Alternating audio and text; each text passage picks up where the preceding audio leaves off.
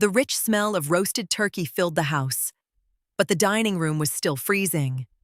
It was Thanksgiving dinner, a tradition my son Julian really leaned into after he moved out to Seattle and his tech business took off.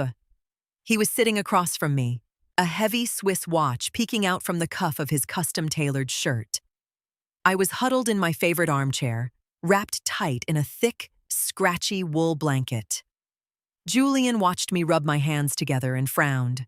"Mom, why is it so cold in here?" he asked, glancing over at the dead thermostat on the hallway wall.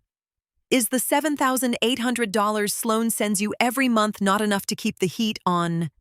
Silence hung heavy in the room. I looked him dead in the eye. Julian wasn't a bad son, but he'd always been naive when it came to the people he loved. He trusted blindly. I pulled the blanket a little tighter, feeling the rough yarn against my fingers, and whispered, "I haven't seen a dime." "Julian." All the color drained from my son's face. His confusion instantly morphed into denial. He opened his mouth to reply, probably to tell me I was just getting older and confused, but right then, the front door swung open, and in walked his elegant wife, loaded down with gifts.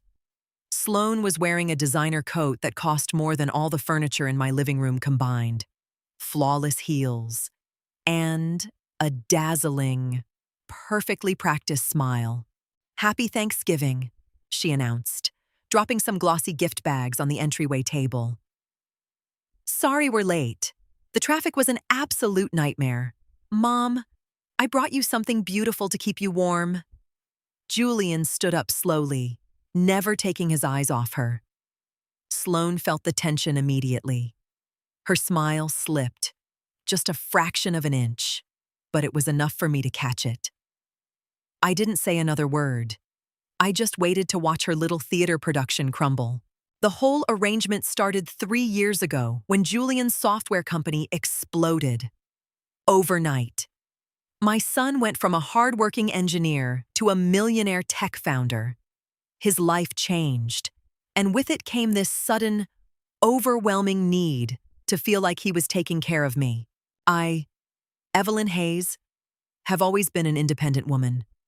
I worked 30 years as a bookkeeper at a local hardware store, and after my husband passed, I kept up the house we built together all on my own.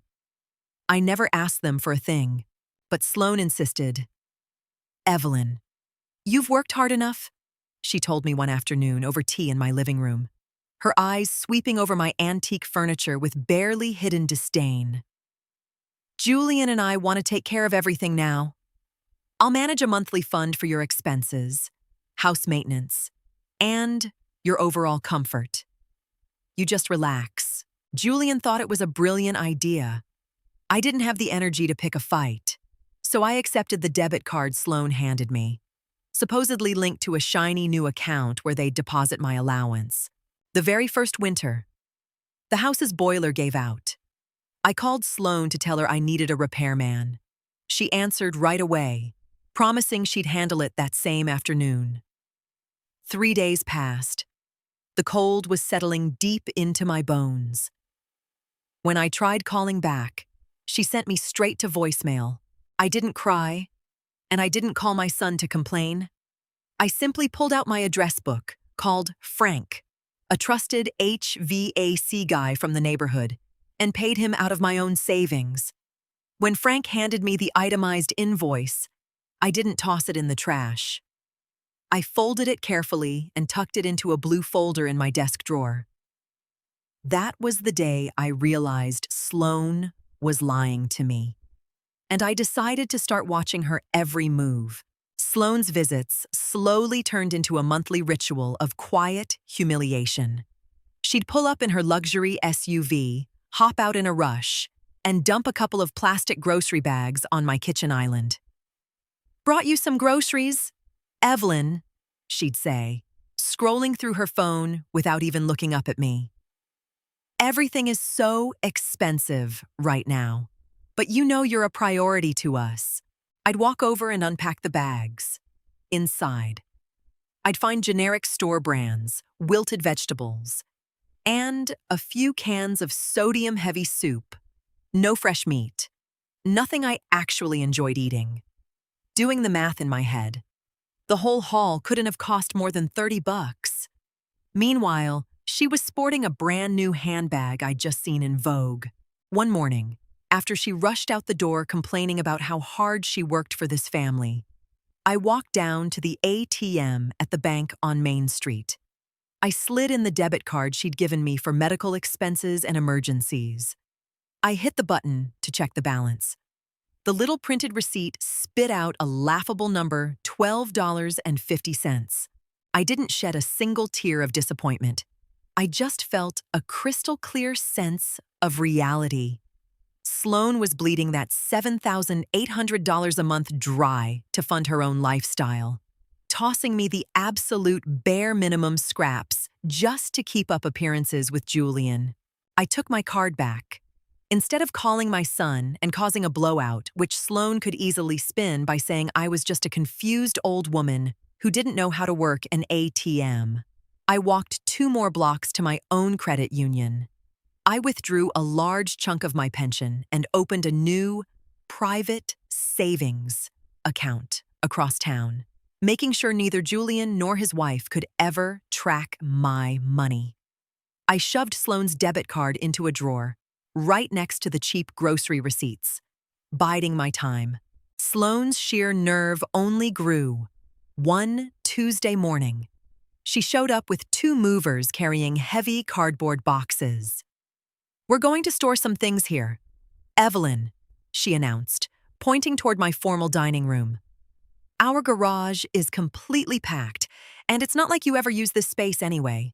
It's silly to have empty rooms just sitting here." She didn't ask. She told me. Like my house was just an extension of her own property. The movers dropped the heavy boxes right onto my Persian rug, the one my late husband bought me for our 20th anniversary. Sloan tossed a spare key to my house on the table and hurried out, claiming she was running late for a spa appointment. That very afternoon, while she was getting a hot stone massage, I called a locksmith. I had him change the deadbolts on the front door, the garage, and, just to be safe, I had him put a lock on the formal dining room doors. I paid him in cash and slipped the receipt right into my blue folder. Then, I quietly dragged every single one of Sloan's boxes down the back hallway and stacked them by the service door, reclaiming my dining room. The following week, Sloan tried to waltz in unannounced, like she always did. I was sitting in the living room, sipping my coffee, listening to her jam the old key into the lock to no avail. The doorbell rang frantically.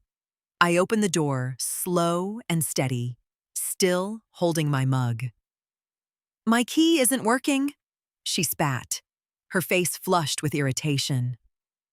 "The locks were getting sticky, so I had them changed yesterday," I replied evenly, taking a sip of my coffee. "Well, give me the new spare. I need to get in there and grab a few boxes." "Your boxes are in the back mudroom. And no, Sloan, this is my house. You can ring the doorbell when you visit." I shut the door in her face before she could get a word in edgewise, letting the loud click of the deadbolt be the only answer to her outrage. Losing her VIP access to my house infuriated Sloan, but her pride wouldn't let her complain to Julian about a set of keys. She probably spun some lie to cover it up. I, on the other hand, used the newfound peace and quiet to do a deep dive into the mail she had supposedly been managing for me. I'd noticed the mail carrier was leaving fewer and fewer envelopes in my box. Sloan had assured me she'd set everything up on auto pay through the fund. But when I checked the very back of the mailbox, I found a couple of crumpled envelopes shoved into the corner. They were from the electric and water companies. Both were stamped in bold red ink. Final disconnect notice. Sloan wasn't just pocketing the money Julian sent. She had completely stopped paying the basic utilities on the house. She was trying to slowly suffocate me out of my own home. maybe hoping I'd throw in the towel, admit I couldn't live alone anymore, and sell the property. I put on my reading glasses and sat down at the kitchen table. I called the utility companies directly. Using my own emergency stash, I paid off the past due balances right then and there.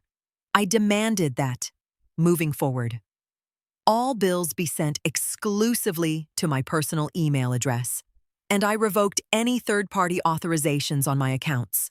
I printed out the statements showing the late fees, the shut-off notices, and the confirmation numbers for my fresh payments. I three-hole punched the pages and snapped them neatly into my blue folder. Just as I was closing the binder, my phone rang. It was Julian. "Hey, Mom. We're planning to come to your place for Thanksgiving dinner. Sloan says she's going to handle everything so you don't have to lift a finger." I smiled a little, resting my hand on the folder. "That sounds lovely. Sweetie, I'll be waiting for you." The day before Thanksgiving, Sloan showed up bright and early. She barged in the second I opened the door, lugging extravagant table runners and massive centerpieces. "I'm going to set everything up in the formal dining room," she dictated without making eye contact, marching down the hall. I ordered an organic heritage turkey and some wine Julian absolutely loves. "I want the table totally prepped today." She stopped dead in her tracks in front of the double doors to the dining room. She jiggled the brass knobs, locked tight. "Evelyn, open this," she demanded, spinning around with a huff. I was standing in the kitchen, casually making myself a sandwich. I looked at her from the doorway. "The formal dining room is off limits. Sloan, you can set up the dinner on the table out in the sunroom." What that table is tiny and rustic. Julian is not eating Thanksgiving dinner out there. I need the key to the main room, right now. I wiped my hands on a dish towel, holding her gaze. "That door stays locked. My house, my rules. If the sunroom isn't up to your standards, you are more than welcome to take your heritage turkey and eat at your own house." Her jaw clenched so hard I thought her teeth might crack. I saw the pure rage in her eyes, the raw frustration of a woman realizing she couldn't control or bully me anymore. I knew if she bailed on dinner at the 11th hour, Julian would start asking questions. Without another word, she scooped up her ridiculously expensive linens and stomped out to the sunroom, muttering under her breath. I let her stage her little photo shoot on my weathered wooden table, knowing full well the real feast, the only one that mattered, would be served tomorrow. I went into my bedroom, pulled the blue folder out of my drawer, and laid it right on my nightstand. Everything was in place. And that brings us right back to where we started. Julian, standing in front of me, looking physically ill after I confessed I hadn't seen a dime of his money, while Sloan stood frozen in the entryway with her bags of gifts. "What's going on?" she asked again, forcing a high, airy laugh that sounded hollow in the freezing sunroom. Julian didn't laugh. He walked toward her, completely ignoring the presents. "Mom says the heat is broken, and that she hasn't been getting her monthly allowance. The $7,800 Sloan." She blinked fast, nervously tugging at her silk scarf.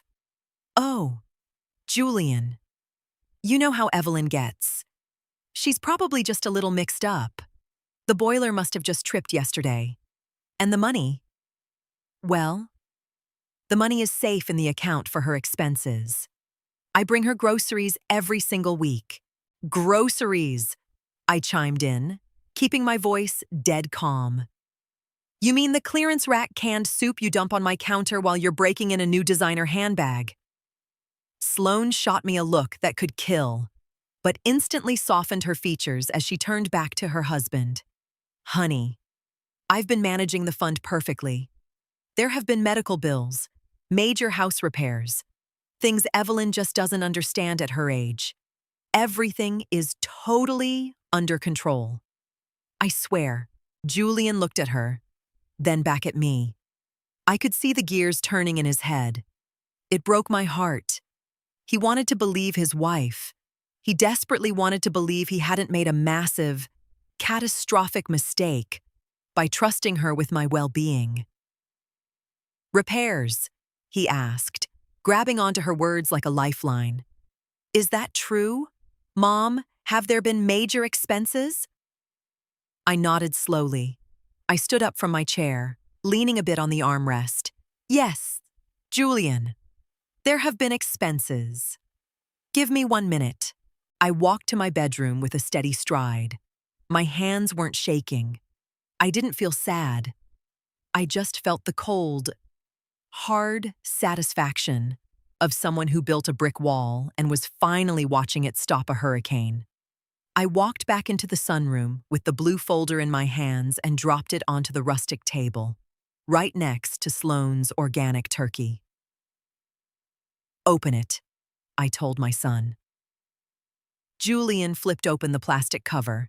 The very first page was the ATM receipt.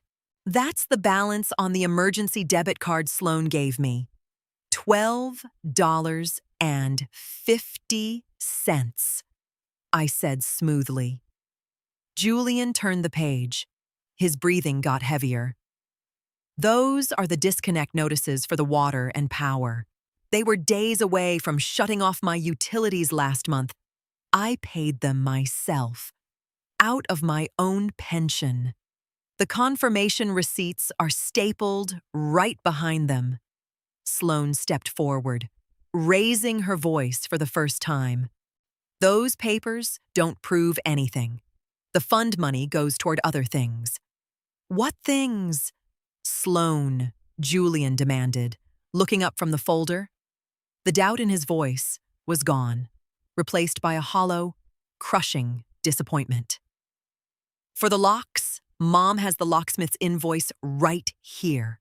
For the boiler. Here's the cash receipt from the repairman Mom hired 2 winters ago. My company's accounts were temporarily frozen," Sloane blurted out, totally cornered and losing every ounce of her glamorous composure. "It was just a loan. Julian, I was going to put it back. Your mother doesn't need that kind of cash to rot in this old house anyway." Julian snapped the folder shut. The sound of the heavy cardboard smacking the table echoed like a gunshot in the quiet room. Numbers don't lie, and there they were, clear, organized, and absolutely damning. Julian's face was completely unreadable. He didn't yell. He didn't call her names. Pure, unfiltered disappointment is so much quieter than anger. "You funneled over $200,000 of my money meant to keep my mother safe and warm, to cover the holes in your businesses and buy yourself luxury garbage," he said, drawing out every single word with a terrifying slowness. "Julian, please, we can fix this," Sloane begged, reaching for his arm, her eyes welling up with tears. "It was just an administrative error. I swear, I'm so sorry." He took a step back, dodging her touch. "Pack your things and get out." "Sloane, what, it's Thanksgiving. You can't do this to me over some old woman who doesn't even appreciate what we do for her." I didn't jump into their marital spat. My job was done. I walked over to the front door, pulled it wide open, letting the biting November wind sweep down the hallway, and crossed my arms. "The door is open. Sloane," I said flatly. She glared at me with pure, unadulterated hatred. But when she realized Julian wasn't going to swoop in and defend her, she aggressively snatched up her expensive coat and stormed out of my house. Her heels clicked hard against the concrete driveway until the door of her SUV slammed shut. I was left alone with my son. Julian collapsed into a chair, burying his face in his hands. His shoulders shook slightly. I didn't rush over to comfort him right away. He needed to feel the weight of what happens. when you blindly delegate your responsibilities to someone else. I quietly shut the front door and turned on the stove to boil water for coffee. 2 weeks later, the entire heating system was replaced. Julian personally brought the technicians out and paid for everything up front. He completely cut Sloan off financially and confessed he had already filed the divorce papers. One afternoon, while we were drinking coffee in the formal dining room, which I had happily unlocked, Julian pulled out his checkbook. "Mom, I calculated exactly what she stole from you over the years, plus interest. I want to give you this check. I need you to be comfortable. I feel so incredibly guilty."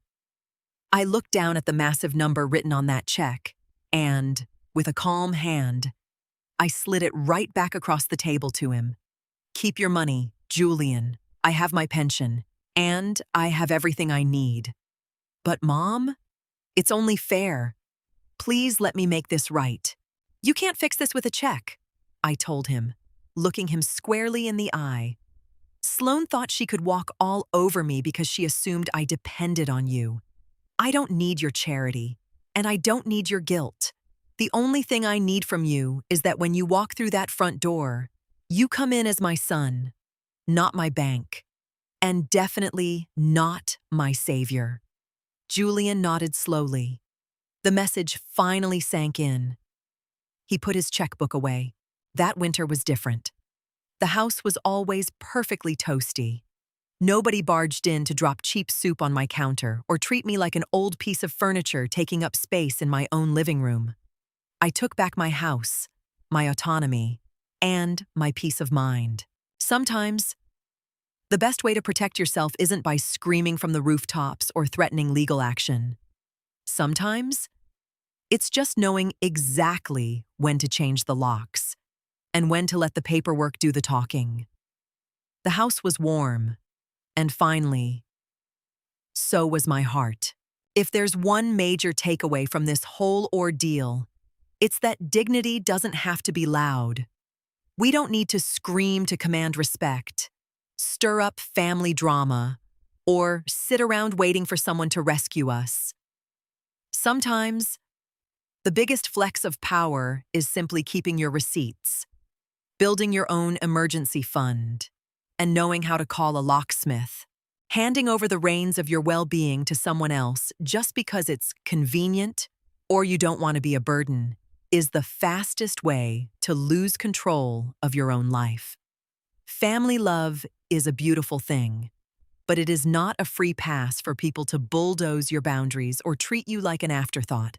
Getting older doesn't make us invisible, and it certainly doesn't strip us of our right to call the shots in our own homes. At the end of the day, true peace doesn't come from other people's promises or the money they throw your way. It comes from holding the keys to your own life and knowing that, push come to shove, you can still take care of yourself. Outline.